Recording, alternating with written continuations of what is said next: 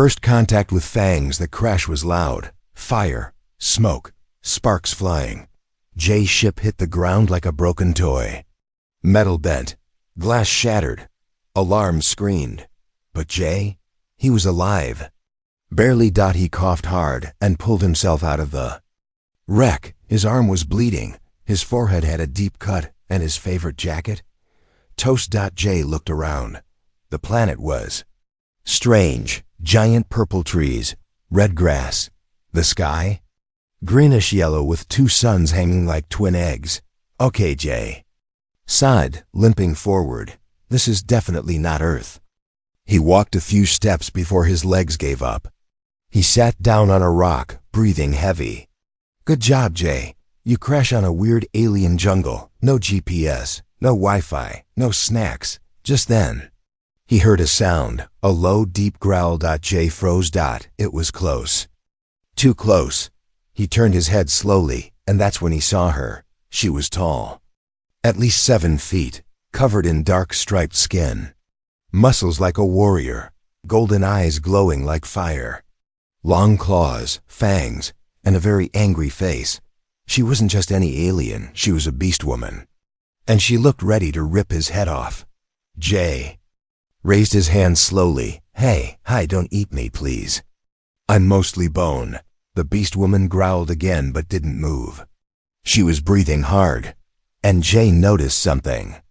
Her left shoulder had a thick black thorn sticking out of it. It was glowing and pulsing like it was alive. He pointed at it. That looks bad. She spoke. Her voice was rough but clear. If you keep staring, I'll pounce. Now hurry and pull the thorn out. Jay blinked. Wait, what? She snarled. Do it, human. Before it spreads poison through my blood. Jay hesitated. You sure? You're not gonna eat me after? No answer. Jay sighed. All right. Let's hope alien venom isn't catchy. He stepped closer. Her body tensed. Muscles tight like coiled rope. He reached for the thorn. It was long, jagged, and humming with energy. When he touched it, it burned his fingers. Okay, no big deal. Just a living, angry needle from space. Cool. Jay gripped it with both hands and pulled. Hard, the thorn resisted. She growled louder. He pulled again. It came free with a strange squish. Black blood oozed out, and she dropped to her knees. Jay stumbled back, holding the weird thorn like a trophy. Got it, and I didn't die. That's a win. The Beastwoman looked at him, breathing heavy. Her eyes were softer now. You helped me. Why? Jay shrugged. I'm an engineer, not a warrior. But I don't like watching people suffer. Or aliens, I guess. She nodded slowly. I am Rasha, of the Vikari. You are strange. Thanks, I get that a lot. I'm Jay, of Earth Pizza.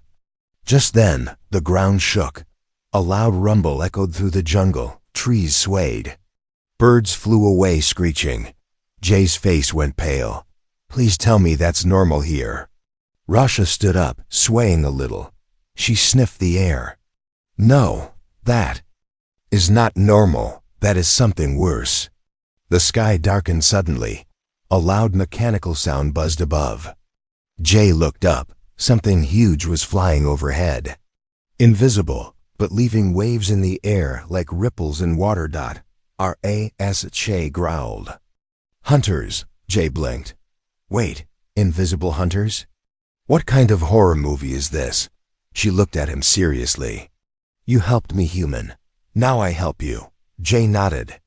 Great, teamwork. Let's not die. They ran, through trees, over rocks. Jay could barely keep up with Rasha, but she slowed her pace for him. Behind them, branches broke. Something massive was chasing them, and it wasn't using eyes. Heat sensors, Rasha whispered. It sees our body heat. Jay stopped. Then we hide it. He grabbed mud from the ground and started smearing it all over his face and arms. Old Earth trick. Works in movies. Rasha raised a brow but followed his lead. They ducked under a thick tree root. Jay held his breath. The sound came closer, heavy, mechanical, clicking noises. Then, silence. Jay dared to whisper. Did it leave? Russia replied. No, it's waiting, watching. Jay whispered back, creepy. Suddenly, a clawed foot slammed into the ground inches from Jay's face, but didn't see them. Then, it was gone. Jay exhaled. Okay, that was terrifying. I need a new pair of pants. Rasha smiled slightly, the first hint of emotion.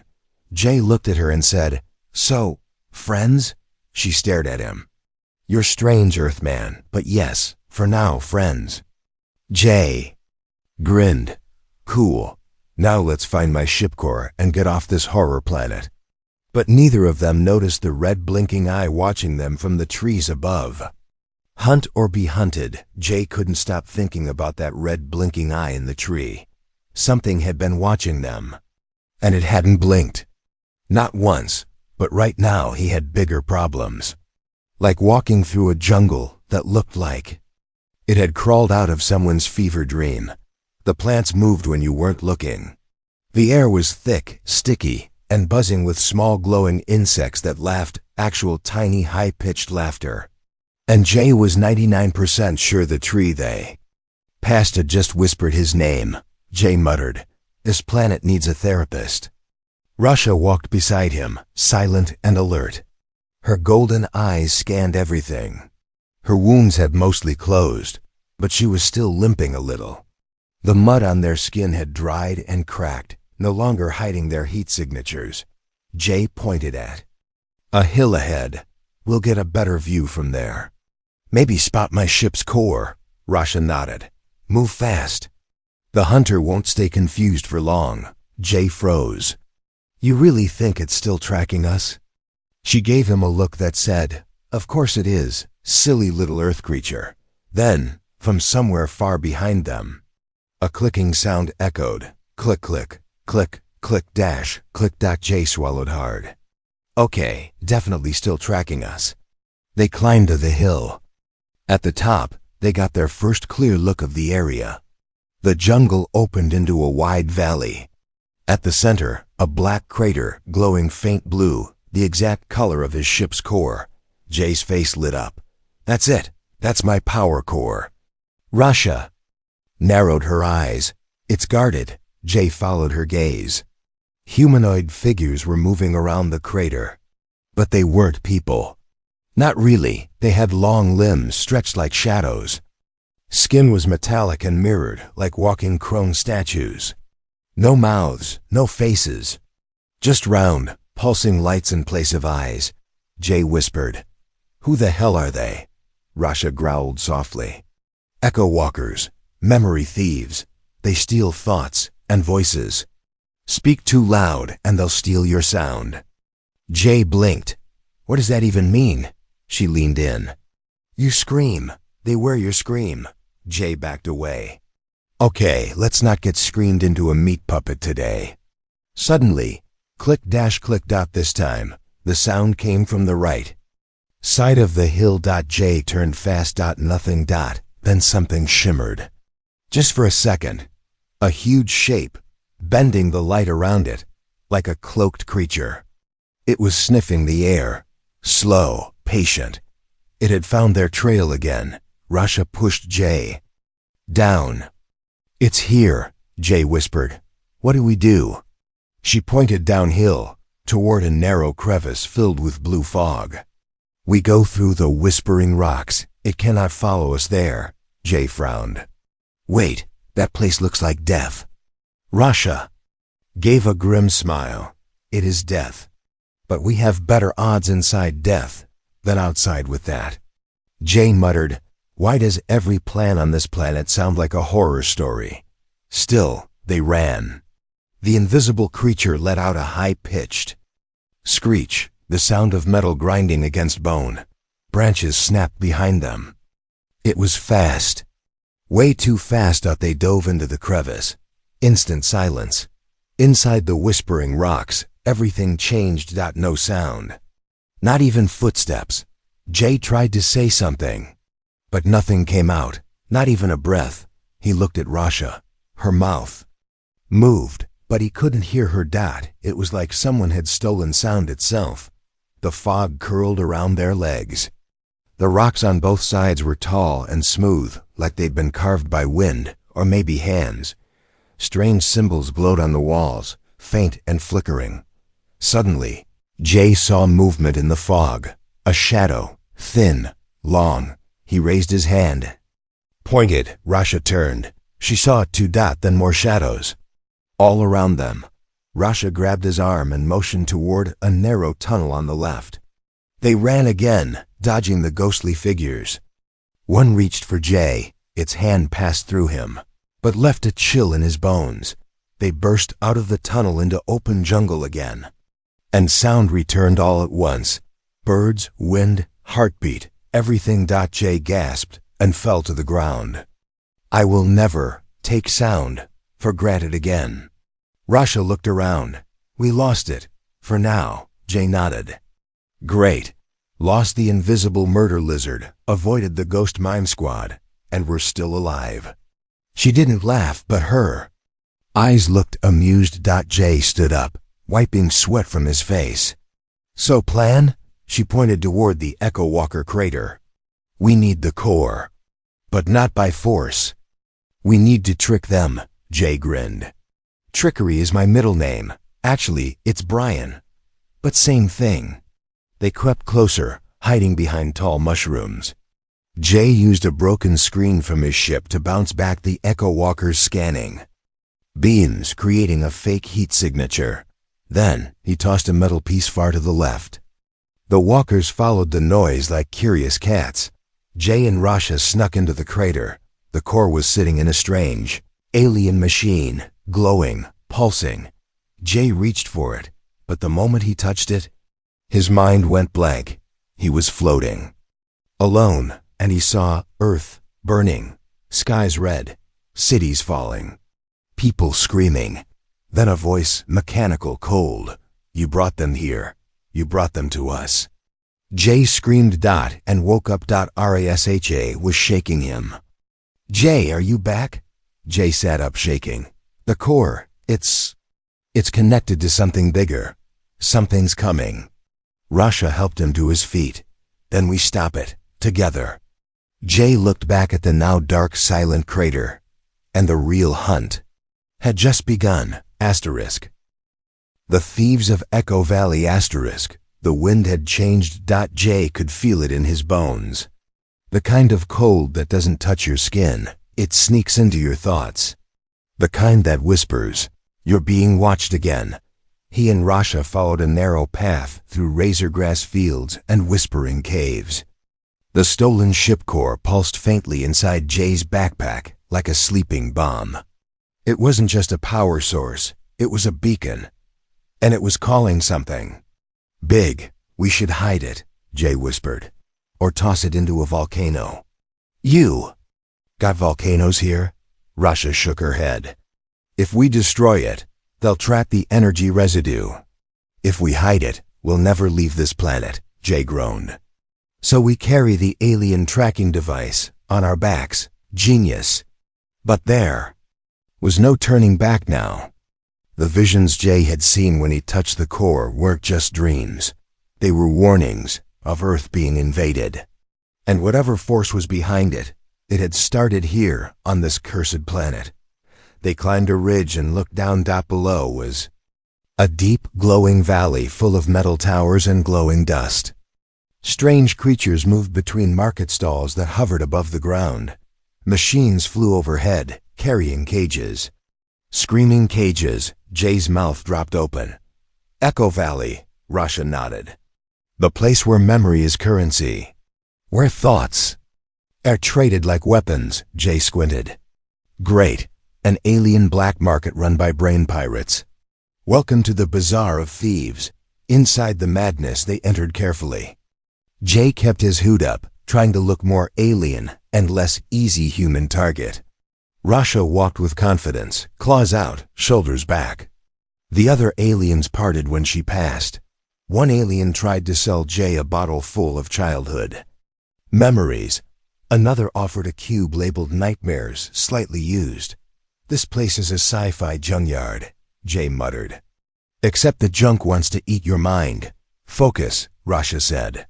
Your core was altered. We need to find who touched it last. They approached a large stall made of ship scraps and bone. Behind the counter, a tall, spidery creature wore a mask made of broken mirrors. It didn't speak with a mouth. It sent thoughts straight into Jay's head. Welcome to the Echo Exchange. You bring power. You want answers. Jay stepped forward. Someone modified this core. It showed me Earth under attack. Yes, the voice said inside his brain. Modified, not by me, but by the Faceless One. Rasha tensed. I've heard that name before. A warlord. Hides in the dark sector. Never shows his face. Because, said the voice, he no longer has one. He trades faces, like coins. Jay tried to keep his voice steady. Where can we find him? The mirror-faced merchant tapped the counter. A small orb rolled out, glowing blue, humming. Softly, give me a memory, and I'll show you the path. Jay looked at Rasha. What kind of memory? The merchant whispered into his mind again. Your strongest, most painful. One you cannot fake. Jay stared at the orb dot, then he placed his hand on it. He saw his sister Ellie waving goodbye as he boarded the space station 3 years ago. Her smile, her hug, her voice saying, don't forget to come back. And just like that, it was gone. Rasha grabbed his arm. Jay, are you? Jay pulled his hand back, eyes glassy. I can't remember her face. The orb glowed brighter and shot a beam of light into the air. A map, strange symbols, a path through the jungle to an old fortress half sunk into the ground. Found him. Jay said, voice shaking. Let's go before I forget my own name. But, as they turned to leave, an explosion rocked the valley. Screams, smoke, sirens. Something had followed them here. Enter the hunters. Out of the smoke came them. Tall, chrome-skinned echo walkers, walking slowly. Clicking softly. Behind them hovered a massive shape, invisible to the eye but leaving warping ripples in the air. The hunter from earlier. And this time, it wasn't alone. Rasha grabbed Jay and pulled him behind a rusted wall. They followed the core. They want it back. Jay looked around frantically. There's too many. We're boxed in. Rasha growled. Then we cause chaos. She ripped open a stall full of floating memory cubes. Bright lights, sounds, voices, all released at once. The bazaar exploded into madness. Aliens screamed as memories poured into their heads. Memories that weren't theirs. A slug creature dropped to its knees and cried, I remember my wedding, but I've never even been married. Jay used the chaos to slip away with Rasha through the side tunnels. The echo walkers chased them, clicking louder and louder. Click. Click lick. Click dash click dash click dash. Click. Suddenly, a wall closed behind them. Jay spun around. Did you do that? No, Rasha whispered. A voice came from the shadows, not out loud in their minds. You seek the Faceless One, but he already knows your names. The walls around them flickered, images formed in the stone. Jay saw himself on Earth in the past, training, laughing, fighting. Then, images of Earth's defenses falling, and in the center of it all, a figure, tall, hooded, face like smoke. Bring me the core, said the voice, and I may spare your planet. Jay stood firm. I'd rather fry my own brain than help you. The voice chuckled. That can be arranged. Then, silence. The tunnel lights flickered back on. The walls became stone again. Jay turned to Rasha. We just got mind hacked. She nodded.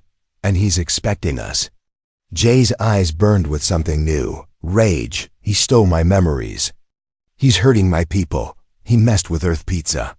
He pulled the core out of his pack. Let's give him a delivery he won't forget. Beast blood, Human mind. Jay couldn't sleep.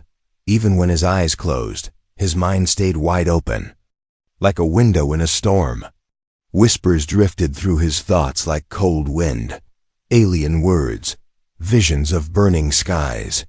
And always, that faceless shadow standing in the flames of earth, arms open like a twisted god, the core's psychic.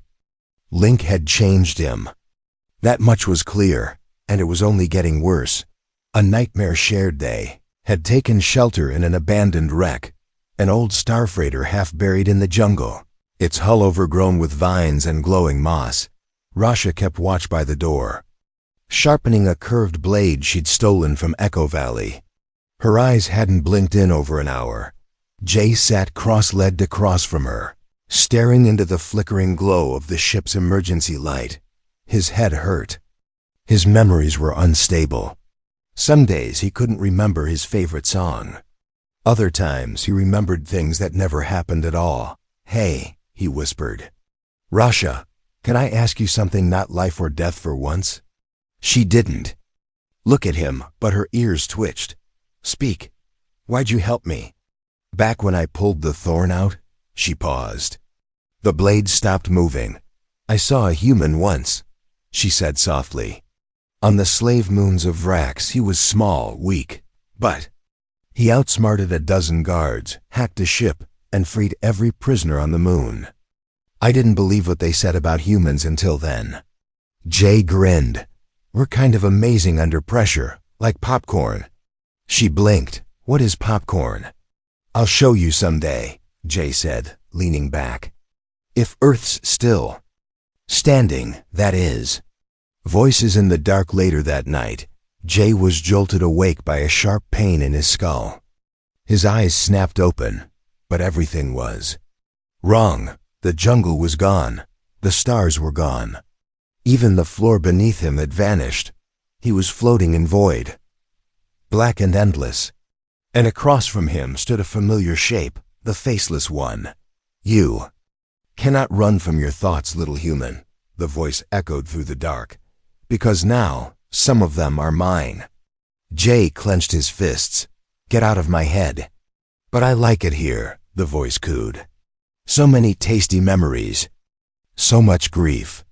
Suddenly, images flashed around them, his childhood bedroom.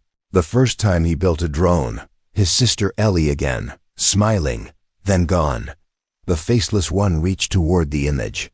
"This memory, I think I'll keep it." "No!" Jay screamed, charging forward, but the void shattered like glass. Jay woke up screaming, drenched in sweat. Rasha was instantly by his side, blade drawn. "What happened? What did you see?" Jay's voice shook. "He was in my head. The faceless one. He tried to take my memories." Rasha's eyes narrowed. "He's already inside you. The core opened a path. You must close it." "I don't know how," Jay shouted. "I'm an engineer, not a psychic Jedi ninja." She knelt in front of him, eyes steady. "Then we do it together. I have blood. You have mind. Let's make him regret stepping into both." Training the mind for the next 2 days, they trained in secret. Rasha taught Jay focus, breath control, and Vikari warrior meditation, using pain to anchor thought. Jay taught her how to wire energy feedback loops using old ship parts. Together, they built a mind shield, a headpiece made from scavenged tech and mental focus. Not perfect, but it gave Jay some peace. The nightmares lessened, but something else began to change. When Jay touched the core now, he didn't see destruction. He saw the faceless one's past, the origin of the faceless. The vision came like a memory he never lived. Once, long ago, the faceless one had a name. A face. He had been human. A brilliant scientist working on quantum memory exchange, the ability to upload, share, and manipulate memories across species. But something had gone wrong. A failed experiment. A betrayal. His face was erased from existence, not just physically, but mentally. No one remembered who he was. And in his rage, he built the technology to control all memories, to steal them, trade them, weaponize them. Every memory you have, his voice whispered in Jay's head, was given to you, and I will take it back. Jay snapped out of the vision with a gasp. Ras, Hu was watching. What did you see? He used to be like me, Jay said. A human, a brilliant one, but now, he's a ghost who thinks he's a god. The calm before the battle, that night, Jay and Rasha sat by a crackling fire made from jungle twigs and scrap metal.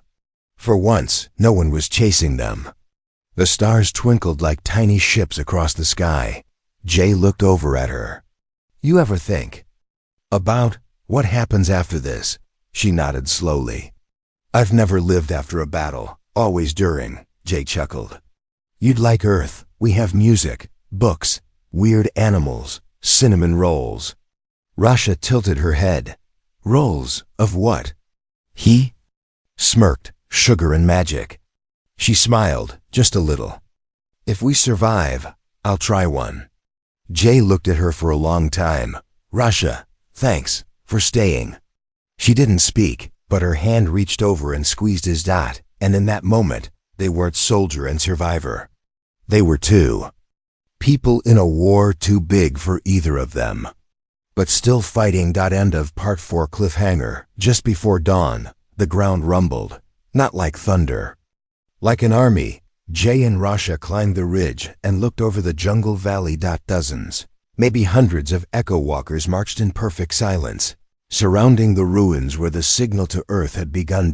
In the center was a towering structure, made of bone, tech, and memory glass. Above it, a massive ship hovered, black, silent, hungry. It looked like a floating skull. Jay's mouth went dry. That's where the signal's coming from. That's how he plans to reach Earth. Rasha growled, then we burn it down. Jay strapped on the core. One last job, he whispered. Let's make it count.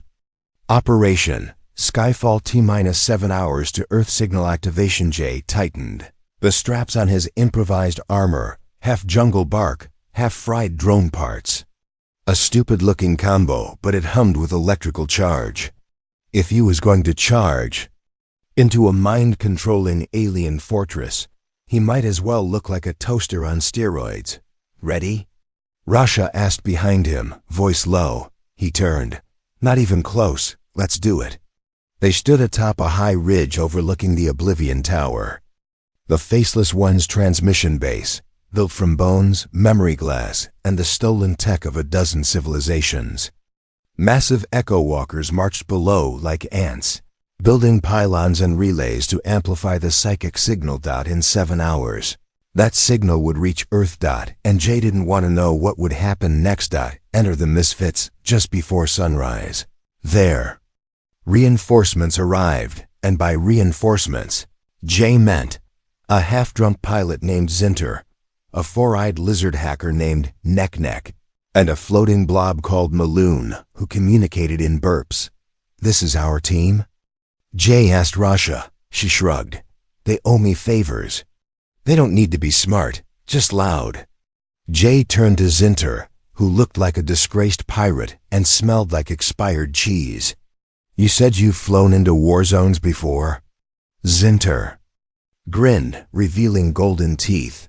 War zones, asteroid fields, and once into my ex-wife's wedding reception. All equally suicidal. Jay sighed. Perfect. The plan. Chaos and distraction. Jay laid out the plan over a flickering holomap. Zinter and Maloon would cause a distraction from above using a cloaked junk ship filled with noise bombs and stolen echo tech. Rasha and Neck would infiltrate the southern data tower to disrupt the signal's amplifier. Jay would go straight into the tower and plant the core at the base of the signal spire. When triggered, it would send out a feedback pulse strong, enough to fry the eco-walker's neural net. Simple, right? Right, except nothing ever goes simple. Phase 1.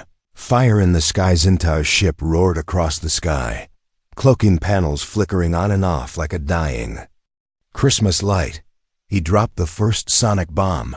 The jungle exploded into noise, screaming memories, glitchy laughter, songs in dead alien languages. Echo walkers froze. Some began twitching violently. A few just fell and stayed down. Jay watched from the trees. Okay, that actually worked. Until the sky darkened. A hunter ship, sleek and black, uncloaked above them. One of the Faceless One's elite sentinels had fired. Zinter's ship jolted mid-air, trailing smoke. But instead of crashing, it vanished. Jay gasped. Did it cloak or disintegrate?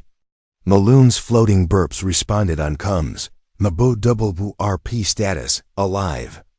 But ship's butt is gone. Jay looked to Rasha. On to phase 2? She cracked her knuckles. Let's rip out their guts. Phase 2. The data tower, Raid Rasha and Neck approached the southern tower. No guards, which meant a trap, inside. Memory mirrors lined the walls. The moment Rasha stepped in, the room shifted, the walls stretched, twisted, and suddenly she was standing in the Vikari arenas again, blood on her hands, screams echoed, chains clanged. Her past came alive, but it wasn't real. She roared and smashed her blade through the nearest mirror. The illusion shattered. Behind it, echo walkers waited. Rasha fought like a storm. Neck plugged into the relay panel, typing with 6 fingers at once. I need 5 minutes, the lizard hissed. You've got 2. Rasha shouted, slicing through chrome bodies as sparks flew around her. Phase 3. Jay's solo run. Jay made it to the central spire. Inside, it was like walking through a broken brain. Holographic thoughts floated mid-air. Voices whispered from the walls, fragments of memories. Jay could hear his own voice arguing with his sister, his dad's laugh. The last voicemail he never answered. He gritted his teeth. This place is trying to break me. He placed the core at the base of the spire. Lights flickered. The tower moaned like a dying beast. And then silence. Jay turned. The Faceless One stood across the chamber. Not a vision. In the flesh. The confrontation. You've come far, the Faceless One said, voice echoing from everywhere. But you are still just a man with broken thoughts. Jay stepped forward, hiding his fear. And you're just a guy who couldn't handle rejection from reality. The Faceless One's form rippled, a faceless void wrapped in a black cloak of energy. Around him floated spheres filled with stolen memories, spinning like planets. I could give you peace, Jay, erase your pain, make you forget Earth ever existed. Jay laughed bitterly. You think I want to forget? That's what makes you weak. Pain means we remember what matters. The Faceless One raised a hand, and Jay's mind screamed. Visions poured in, Earth in flames, cities drowning, his own death, his friends' deaths. Jay fell to his knees, clutching his head. But something pulsed on his wrist, the neural anchor Rasha built for him. It flickered. Held. He looked up through the agony and smiled. You may have no face, but I have backup. From the shadows behind the spire, Rasha emerged. She leapt. Her blade went straight through one of the floating memory orbs, exploding it in a burst of light and echo. The Faceless One shrieked, a horrible, mind-bending noise that cracked the walls. The trigger. Jay used the moment. He slammed his palm down on the core. A pulse of pure memory energy blasted out, a shockwave that hit every echo walker within miles. Their minds flooded. Too much at once. They dropped. Silent. The tower shook, cracks formed. Sparks flew. Jay and Rasha ran. The escape outside, Zinter's half-burnt ship swooped low. Maloon flung down a sticky goo rope. Don't ask. Jay and Rasha jumped, grabbing the rope just as the tower collapsed behind them in a flaming explosion of memory shards and alien fire. Jay looked down, breathing hard.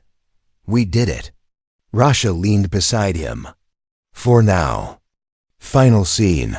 The signal fails back on Earth orbit. Satellite Command saw a massive alien signal forming. then flicker out like a dying star.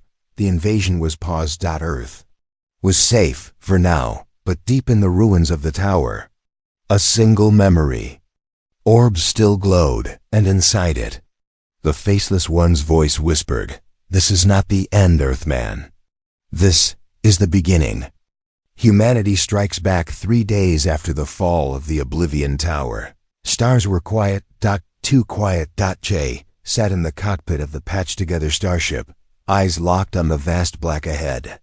The Earth hung in the distance like a blue marble, spinning peacefully. For now, Russia sat beside him, staring at the view. "That your home?" Jay nodded. "Ooh, blue, wet, loud, smells like burgers and gasoline. I miss it already." Behind them, the alien crew, Zinter, Neck Maloon, were resting, injured, but alive. Survivors of a war that hadn't even fully started yet. And Jay couldn't shake the feeling. The Faceless One was still out there. Welcome home. Sort of as they approached Earth's defense zone, a massive ship loomed into view, the ESS Titan, Earth's top-tier orbital command cruiser, shiny, armed, fully staffed with trigger-happy admirals. "Unidentified vessel," came the voiceover comms. "This is Commander Layton of Earth Defense. You're entering secure orbit. Identify or be vaporized." Jay coughed. Yeah, hi. This is Jay Maddox. Civilian engineer. Kinda sorta galactic hero. I have sensitive intel, a half-dead lizard, and a space blob that might be a war criminal. Silence, then ... You've been missed, Maddox. The docking clamps extended. Briefing room 13. The mood on the Titan was tense. Jay was rushed to a private war chamber where a dozen generals stared at him like he was either a miracle or a ticking bomb. He told them everything. The mind control tech, the memory weapon, the Faceless One's history, the attack signal, and worst of all, how Earth was still a target. General Rames leaned forward, frowning. "So let me get this straight. The enemy is a human that doesn't exist anymore, controls minds through memory, and is building an invisible army?" Jay nodded. "Yep, basically a ghost with Wi-Fi." Another general muttered, "We're not prepared for this." Russia stepped forward. "Then start preparing, because he's watching, right now." The room went dead silent. Jay activated a hologram, showing the memory orb still active in the tower ruins. "He's still alive," Jay said. "And he's planning something worse than just a signal." General Rames finally stood. "All right, humanity strikes back. But we do it our way." Operation Memory Burn. Earth's top engineers and alien tech experts worked together to develop a counter-signal, a psychic firewall pulse that would burn through memory-based attacks and disrupt the Faceless One's neural reach. They called it Project Firewall. Jay was appointed tech advisor. Russia? Tactical commander of infiltration. Together, they would lead the first offensive mission into the Faceless One's space, deep into the dark sector, where no human fleet had ever dared to go. But just as they began prepping, something went wrong. Sabotage in the sky. The firewall device, stored in a sealed vault, went dark. Literally. No alarms. No alerts, just silence. Jay and Russia rushed to the vault with the security team. The door was open. Inside, only smoke. The core of the device was gone, and on the floor, written in burnt letters, "You can't protect what you can't remember." Russia cursed under her breath. "He's already here." Jay's blood ran cold. No, worse. Someone on board is working for him. The sleeper among us, the Titan, was put on lockdown. Every officer scanned. Every memory checked. Jay worked night and day to rebuild the firewall core, using backup fragments and raw tech from the Echo Valley ruins. Meanwhile, Russia followed the trail of the saboteur, and it led her somewhere she never expected. Jay's old lab. Inside was a journal, old, torn, with Jay's name on the cover. She opened it. Drawings, formulas, notes about memory extraction. Neural waves and a personal project, Operation Nindlock. And at the bottom of one page, he was right. Memory is the only real power. Rasha froze. What if Jay hadn't just discovered the Faceless One's tech? What if he had helped create it? Confrontation in the void. Rasha found Jay on the outer deck, welding the final piece of the rebuilt firewall core. "You need to tell me the truth," she said, voice like steel. Jay turned, confused. "About what?"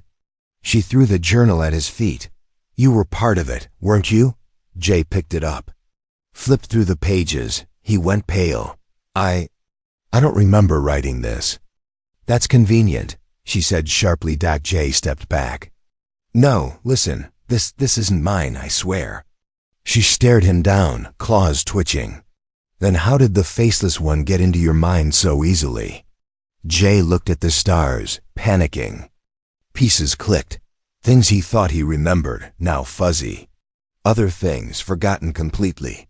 "What if I was his first experiment?" he whispered. "What if I was the prototype?" The fire in the sky before they could speak again. The alert blared through the ship. "Enemy ships incoming.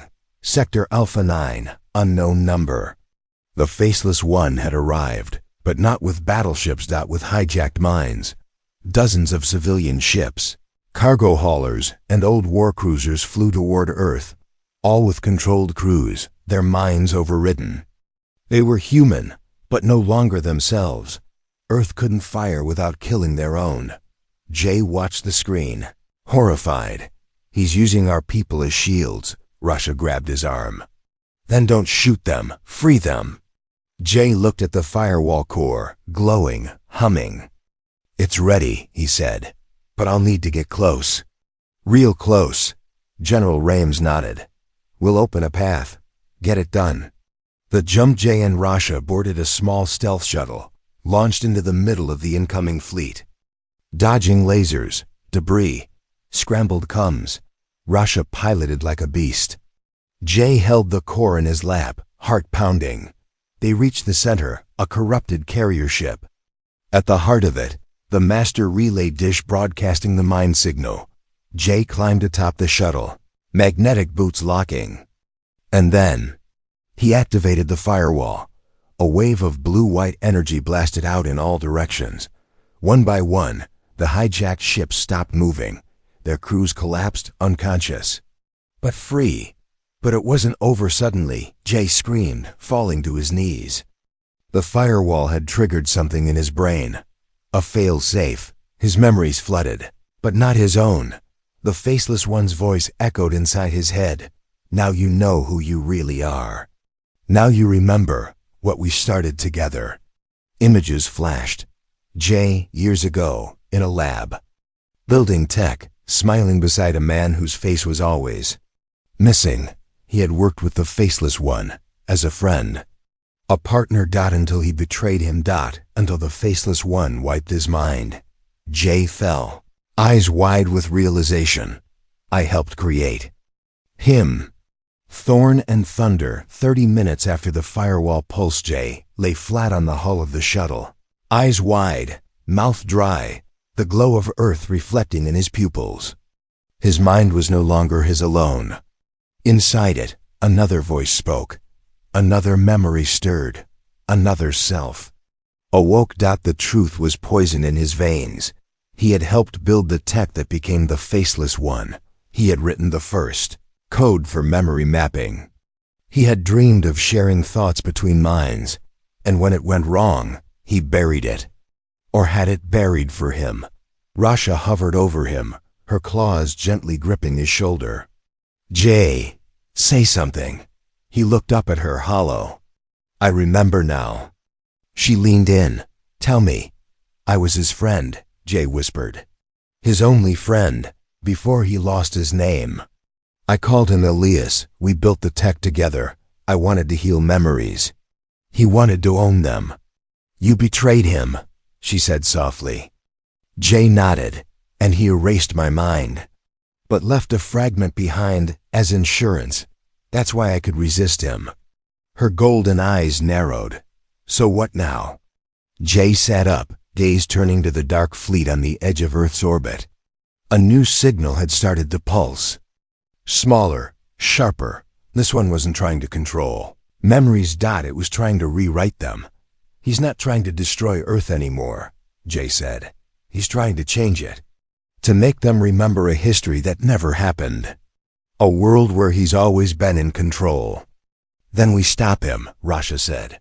Jay stood, wind from the upper atmosphere blowing his hair. No, we end him. In the heart of the ghost, using a stolen access code from Jay's recovered memory, the crew tracked the origin of the rewriting. Signal, a mobile station cloaked near the moon, built from a fractured mind core asteroid and reinforced with pure thought iron, metal shaped by emotion. Jay, Rasha, and a small Earth elite team boarded a stealth pod and launched straight toward it. Inside the station, the corridors whispered, literally. The walls pulsed with sound, crying, laughing, begging, singing, not echoes. Memories looping like corrupted files. As they passed a broken mirror wall, Jay caught his own reflection, not himself, but Elias, the faceless one's original face. His friend. The man he'd tried to stop. He looked away. The final hall. They reached the central chamber. It was circular. Floating memory orbs hung like stars. And in the center, on a massive throne of fractured glass and broken logic, he sat, the faceless one. But now, his face flickered, as if struggling to stay hidden. You've returned, the voice echoed. Just as I designed, Jay stepped forward. This ends here. No, Elias whispered. This begins here. We're building a better world. One where no one forgets. No pain, no war, no betrayal. You're rewriting people, Jay snapped. You're erasing who they are. I erased myself, the faceless one whispered. And I was reborn. So can they? Rasha raised her weapon, then die again. But he lifted a hand, and the air split with psychic thunder. Jay and Rasha were thrown across the chamber. The throne rose. And Elias walked forward, not cloaked anymore, not hidden. Just human, pale, tired, sad. You were my brother, Jay, he said quietly. We dreamed together. And now we can finish it, together.